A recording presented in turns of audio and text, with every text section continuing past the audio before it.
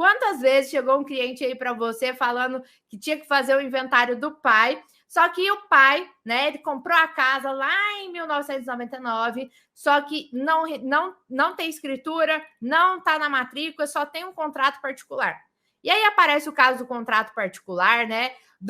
Da promessa de compra e venda. Às vezes tem até escritura, mas não registrar a escritura, né? Ou às vezes tem um contrato de gaveta. O seu João, ele comprou o imóvel do Roberto, mas lá na matrícula o imóvel está no nome do seu Emílio. E aí, gente, como é que faz nesses casos? Vamos prestar atenção. Mas quando você tem um caso aí de cliente, né? O Roberto chegou aí querendo fazer o inventário do pai e só tem um contrato particular, primeira coisa que você vai analisar é a natureza desse contrato e se a pessoa com a qual aquela pessoa contratou ainda está viva, se eles estão de acordo em colaborar. Vamos pegar aqui as canetinhas para facilitar. Cliente aí é seu Roberto, que é filho aqui do seu João. Roberto, filho aqui do seu João. Seu João, ele tinha comprado em vida o imóvel aqui do seu Euclides. Comprou o imóvel do seu Euclides, mas não tem escritura. Só tem um contrato particular, só tem um contrato preliminar, só tem aí a promessa de compra e venda. E tanto faz o nome do contrato, mas não é uma escritura, é um contrato aí particular que você tem.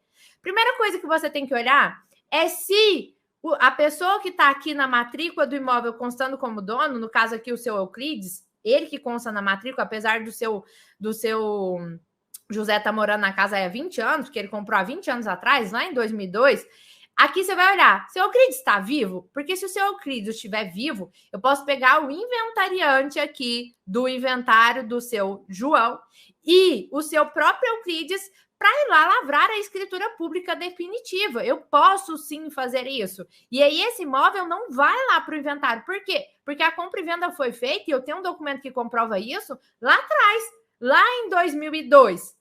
E um ponto importante é você entender, se você tem esse documento que comprova, né, que a aquisição da propriedade foi feita em momento anterior à morte, ele não vai para o inventário. Então, eu não tenho que pagar aqui o ITCD, que é o imposto lá do inventário sobre esse imóvel que foi feito transmissão lá atrás.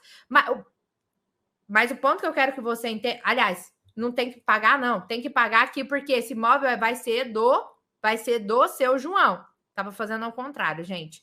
Se o imóvel é do seu João, mas está em nome do seu Euclides, eu tenho um contrato que comprova isso, significa que esse imóvel é do seu João e não do seu Euclides. Eu preciso lavrar a escritura definitiva para registrar. E aí, se o seu Euclides é vivo, ele mesmo pode ir lá e o inventariante do seu João podem lavrar a escritura. Ponto importante, você só consegue registrar o formal de partilha do inventário depois que registrar isso daqui. Porque se você não registrar essa compra e venda antes, eu vou ter um imóvel irregular. E aí, vai dar nota devolutiva. Ah, mas e se eu não quiser lavrar essa escritura agora? Porque eu vou ter que recolher ITBI, porque foi uma compra e venda, né? Tem que recolher o imposto.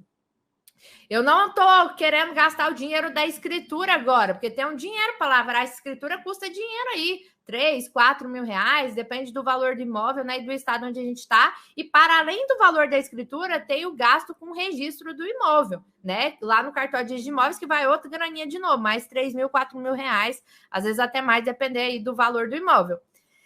O cliente não quer gastar esse dinheiro agora, não quer lavrar a escritura, não quer fazer o formal. Nesse caso em específico, eu posso sim deixar para regularizar isso aqui ainda em momento posterior e fazer o inventário. Mas o ponto que você tem que entender é que se você não fazer a escritura e não registrar agora, o que você vai estar inventariando ali é a posse desse imóvel. Se você está inventariando a posse desse imóvel, presta atenção que isso é importante, na hora de descrever lá no dentro do processo, seja ele judicial ou extrajudicial, né? Nas primeiras declarações, no plano de partilha, seja no extrajudicial na hora de fazer a minuta aí do inventário, você não vai colocar lá, que tem a aba lá, né? Dos bens imóveis. Aí você descreveu os bens imóveis. Quando eu estou fazendo inventário de posse, você não vai descrever esse imóvel nessa aba dos bens imóveis, apesar dele ser um bem imóvel também. Por isso que há confusão aí das pessoas. Você vai abrir um tópico embaixo, vai falar assim, dos direitos aquisitivos dos direitos aquisitivos do imóvel tal, ou da posse do bem tal aqui, e vai descrever esse bem. Porque o que estarei partilhando ali naquele momento, se eu não regularizar, é só o direito aquisitivo Com fundamento em quê, gente? No artigo 1206 do Código Civil. Artigo 1206 do Código Civil, tá? Então eu posso sim, nesse caso do contrato, deixar para regularizar depois ou regularizar agora? Sim. O que é o ponto-chave, né, para você ter a segurança aí no seu atendimento ou até questionar o seu cliente do que é melhor ou pior?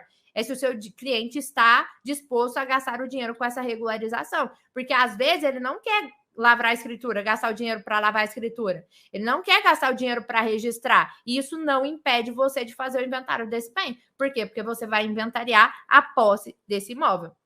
Outro ponto, né? Aqui eu falei do caso que o seu João comprou do seu Euclides e o seu Euclides está vivo. Mas pensa, se lá no contrato, né, o seu João comprou lá em 2002 e o seu Euclides morreu em 2015 e eu só tenho um contrato agora, 2 pessoas mortas, o contrato lá está com 2 pessoas mortas. Eu vou ter que abrir o inventário do seu Euclides para nomear o inventariante, eu vou ter que abrir o inventário do seu João e nomear o inventariante. Esses 2 inventariantes conseguem lavrar a escritura aí, né, definitiva, se eu tiver esse contrato particular, esse contrato preliminar, para dar origem a essa escritura, tá? Tem que ter o contrato escrito, porque senão o cartório provavelmente vai se negar a lavrar essa escritura. Então, eu vou precisar dos 2 inventariantes e os 2 têm que estar de acordo, né, gente? Para os 2 comparecer lá e poderem lavrar isso. Eu preciso de autorização judicial para lavar essa escritura definitiva? Gente, a gente sabe que na prática a teoria é diferente, né? No caso, se a gente for olhar a análise do CPC, todo ato de alienação precisa de autorização judicial, mesmo que o inventariante seja ali. Então, pelo CPC, eu precisaria sim que o juiz autorizasse eu lavrar essa escritura pública definitiva. Mas, na prática, eu já vi cartórios lavarem a escritura mesmo sem autorização judicial. Por quê? Porque eu tenho documento ali que essa compra e venda foi feita lá em 2002. Entendeu? Então, você tem que analisar aí o seu caso. Mas, via de regra, você vai precisar pedir sim para o juiz, mas você não vai ter problema com essa autorização, já que você tem o documento que comprova que a compra e venda já foi feita.